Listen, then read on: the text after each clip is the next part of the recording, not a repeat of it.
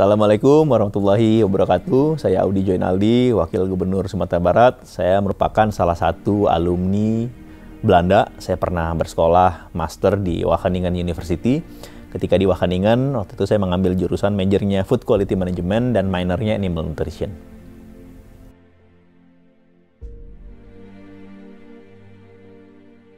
Kalau dulu memang dari SMP sih sebenarnya, saya udah mikir kalau mau kuliah, saya nanti mau kuliah di IPB.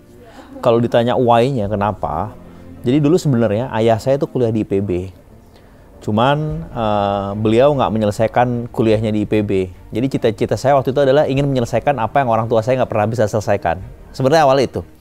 Terus dari kecil sering diajak ke Bogor, ayah ngomong, dulu ayah kuliah di sini loh, dulu ayah kuliah di sini loh. Waktu itu saya juga nggak tahu ayah saya tuh kuliah di situ tapi nggak selesai gitu. Terus kita udah lebih dewasa tahu, oh dulu ayah kuliah di situ tapi nggak selesai. Udah, saya juga pingin masuk situ. Pingin masuk IPB tanpa saya tahu jurusannya atau fakultasnya dulu apa. Pokoknya saya pingin masuk IPB. Nah, itu awalnya kenapa saya ingin masuk IPB atau ke sekolah di pertanian.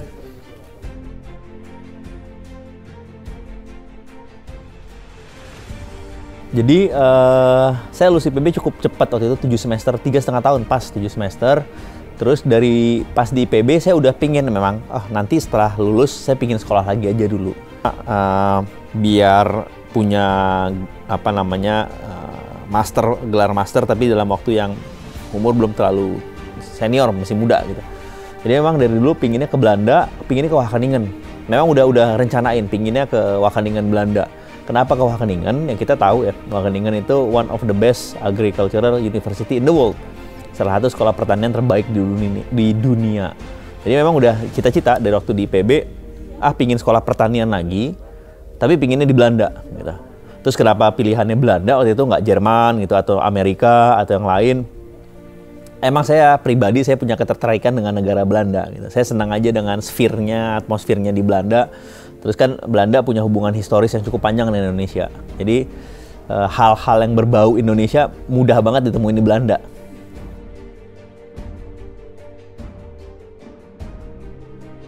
Kalau saya membandingkan IPB dengan Wageningen ya, IPB kan mungkin sekolah pertanian terbaik di Indonesia dan mungkin salah satu yang terbaik di Asia Tenggara dan Asia. Lalu tuh saya ke Wageningen, saya cukup surprise ya, kaget. Wah ternyata sistem pendidikan di Belanda tuh way more advance gitu. Terus fasilitinya juga luar biasa, lengkap, komplit gitu. Terus waktu itu yang notice saya paling besar adalah mendapatkan informasi sangat mudah di sana. Sebagai mahasiswa, informasi yang kita perlukan adalah jurnal, buku-buku, ya kan, terus publisher. Jadi di sana tuh mudah sekali mengakses segala sesuatu yang terkait dengan tadi jurnal, buku, ilmu pengetahuan. Jadi belajar tuh sebenarnya jadi lebih mudah. Nggak ada alasan, saya nggak bisa nemuin literaturnya, nggak ada gitu. Jadi memang ngelihat pendidikan di sana udah advance dan memang mereka dunia pendidikan itu di sana nggak berdiri sendiri. Dalam artian kolaborasi dunia pendidikan dengan private sector dan government-nya saya bisa ngelihat sangat bagus banget. Itu bisa dilihat dari program-program yang dilakukan dan kemajuan, khusus kemajuan pertanian di Belanda.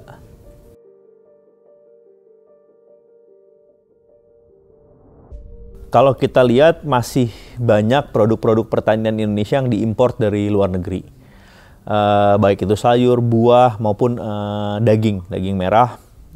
Ikan pun ada yang masih diimpor dari luar negeri. Kalau kita lihat Indonesia ini captive market ya, 270 juta populasi, nomor 4 di dunia. Kalau kita saya bicara ayam aja deh. Karena memang background saya sebenarnya pebisnis dan di sektor perunggasan. Konsumsi per kapita Indonesia tuh hanya 12 kg per kapita per tahun. Dengan 270 juta jumlah penduduk. Malaysia angkanya 40-44 kg per tahun per kapita. Jadi selisih Indonesia dan Malaysia aja udah hampir 4 kali lipat. Bayangin, kalau Indonesia bisa naikin setahun 1 kilo aja, kali 270 juta. Berapa banyak itu?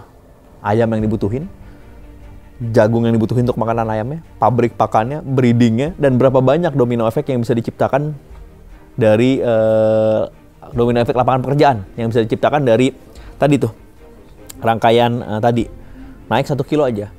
Konsumsi lain juga masih sangat rendah di Indonesia. Protein hewani, sayur dan buah. Jadi artinya kita masih punya pasar yang besar banget untuk dunia pertanian itu. Kalau kita ngeliat bisnis, ini artinya opportunity. Jadi nggak heran banyak sekali produk-produk luar negeri, sayur, buah, daging masuk ke Indonesia.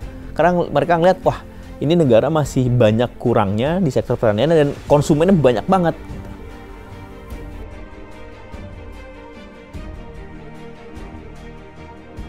Ada sedikit shifting yang cukup positif ya. Saya ngelihat di IPB, karena saya banyak komunikasi dengan dosen-dosen, pejabat di IPB, terjadi peningkatan minat anak SMA mau masuk ke IPB. Saya nggak tahu nih kenapa, mungkin ada juga udah mulai ngelihat interesting di sisi pertanian. Jadi IPB sendiri, karena itu alma mater saya, mereka mulai membuat program IPB sebagai entrepreneurial university dan menghasilkan petani milenial. Nah, bahwasanya ingin ditunjukkan pertanian ini bukan suatu yang madesu gitu, masa depan suram kan. Tapi sesuatu yang punya prospek, nggak kita sadarin gitu. Karena terjadinya tingginya urbanisasi dari desa ke kota, makin lama tuh sebenarnya makin berkurang. Dan ingat pertanian itu nggak hanya identik dengannya itu membajak sawah, mencangkul. Sekarang kan udah banyak mekanisasi pertanian. Terus sekarang bahkan kayak hortikultur, tanaman buah, sayur, udah banyak yang dikembangkan di greenhouse. Kayak perusahaan kami juga punya mengembangkan greenhouse di Jawa Barat.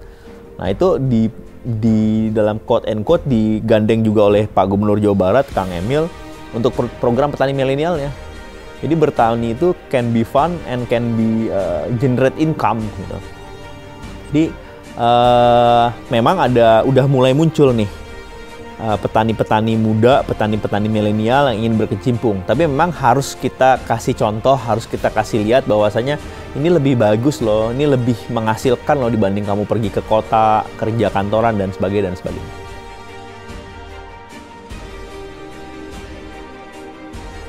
Buat seluruh pemuda-pemudi, adik-adik saya di SMA, belajar itu sebenarnya nggak mengenal batas dan memang nggak mengkotakkan, oh harus jadi ini, harus jadi itu. Dulu waktu saya pilih masuk pertanian itu juga berdasarkan keinginan pribadi gitu. Jadi memang sebenarnya untuk melanjutkan pendidikan, ikuti aja kata hati kalian inginnya atau punya minatnya di bidang apa. Terkadang memang orang tua suka enforce ya, maksa, pokoknya mesti masuk sini, padahal anaknya nggak suka. Nah, kalau saya boleh sedikit share gitu, karena saya diberi selalu kebebasan orang tua memilih apapun yang saya inginkan, termasuk adik-adik saya, biasanya nanti hasilnya lebih sesuai, lebih bagus gitu. Jadi kita nggak memaksakan diri, kamu pokoknya harus jadi dokter, padahal nilai IPA-nya nggak gitu bagus, sainsnya nggak bagus, saya jadi dokter karena terpaksa, akhirnya hasilnya nggak bagus. Itu pertama, jadi pilihlah tempat sekolah atau kuliah atau jurusan sesuai dengan kata hati nurani dan kemampuan adik-adik masing-masing. Terus kalau kita terkaitkan dengan bidang pertanian, nah ini sebenarnya suatu peluang bisnis yang sangat besar di mana hampir seluruh produk-produk pangan di Indonesia konsumsi masih di bawah rata-rata per kapita Asia Tenggara, Asia maupun dunia. Dengan penduduk yang tadi saya bilang sangat besar, ini captive market dan bisnis opportunity yang sangat besar ke depannya di berbagai sektor di bidang pertanian, baik itu perikanan, peternakan, pertanian, perkebunan, dan kawan-kawannya. Terus karena memang sekarang masih belajar, adik-adik SMA, ya pokoknya fokuslah dengan belajar dan juga banyak aktif di organisasi, karena itu untuk nantinya peluang untuk networking atau jejaring kalian ke depannya.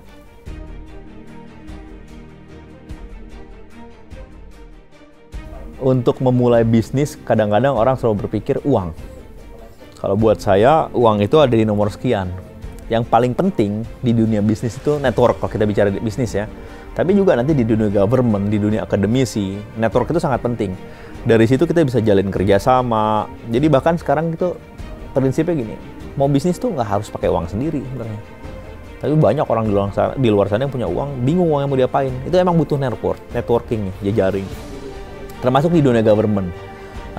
Dengan saya sebagai salah satu alumni Belanda, secara langsung maupun nggak langsung, saya nggak buka network dengan alumni-alumni Belanda lainnya. Mereka pasti notice, oh ada salah satu wakil gubernur di Indonesia dulu dari Belanda loh. Pasti banyak yang ngedekat dalam artian ingin menjalin kolaborasi atau elaborasi, baik dalam bisnis maupun pemerintahan maupun bantuan apapun itu. Jadi memang perluaslah jaringan, perluaslah pergaulan. Jangan nyari banyak musuh, tapi nyari banyak kawan.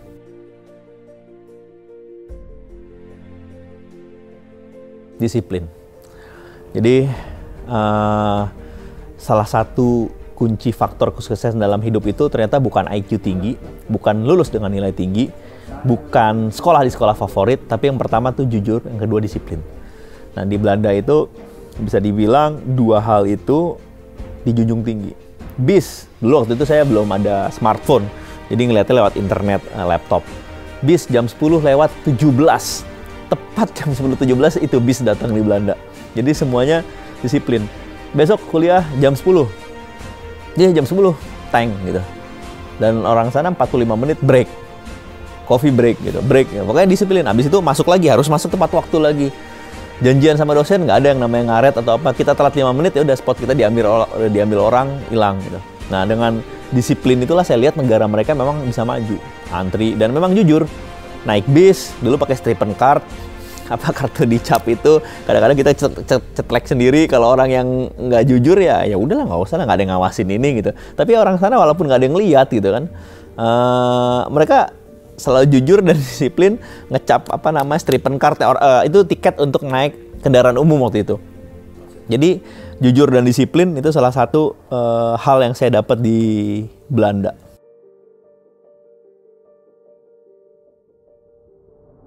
Waktu itu saya disupport orang tua, pas di sana saya nyari-nyari sendiri. Jadi waktu zaman saya tuh banyak banget ya, ada dari apa tuh, saya lupa nama-namanya. Tapi pas di sana nyari sendiri aja bisa dapat juga.